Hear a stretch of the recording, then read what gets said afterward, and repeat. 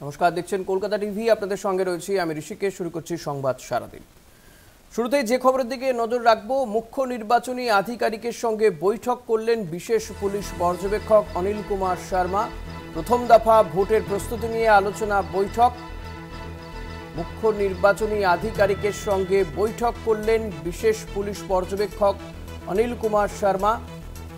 প্রথম দফার ভোটের প্রস্তুতি নিয়ে আলোচনা হয়েছে বলে সূত্র মারফত জানা যাচ্ছে। সত্য সুন্দর ভট্টাচার্য রয়েছেন আমার সঙ্গে টেলিফোনে। সত্য, কোন কোন বিষয়গুলো নিয়ে আলোচনা হয়েছে বিশেষ পুলিশ পর্যবেক্ষকের সঙ্গে মুখ্য নির্বাচনী আধিকারিকের?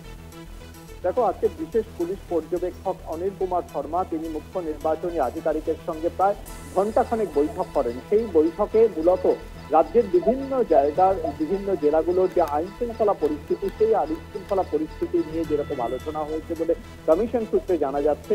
তার পাশাপাশি আজই বিকেল বেলায় তিনি উত্তরবঙ্গে রওনা দিচ্ছেন, অর্থাৎ আগামী 19শে এপ্রিল প্রথম দফার নির্বাচনে যে 3টি লোকসভা আসনে নির্বাচন রয়েছে, সেই 3টি লোকসভা আসনের সেখানকার আইন শৃঙ্খলা পরিস্থিতি কিরকম রয়েছে তা খতিয়ে দেখতেই কিন্তু তার উত্তরবঙ্গে যাওয়া সফর, এমনটাই কিন্তু কমিশন সূত্রে খবর। সেক্ষেত্রে তার আগে আগাম এলাকার আইন শৃঙ্খলা পরিস্থিতি জনিত যে রিপোর্ট, সেই রিপোর্ট কিন্তু তিনি সরাসরি মুখ্য নির্বাচনী আধিকারিকের কাছ থেকে সংগ্রহ করেছেন।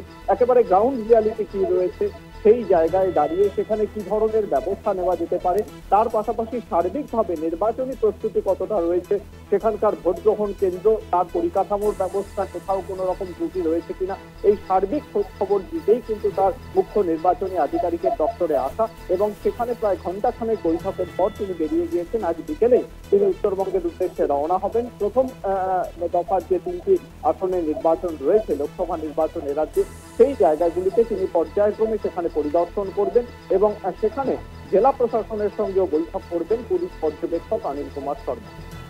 ধন্যবাদ সত্য। কথা বলছিলাম প্রতিনিধি সত্য সুন্দর ভট্টাচার্যের সঙ্গে।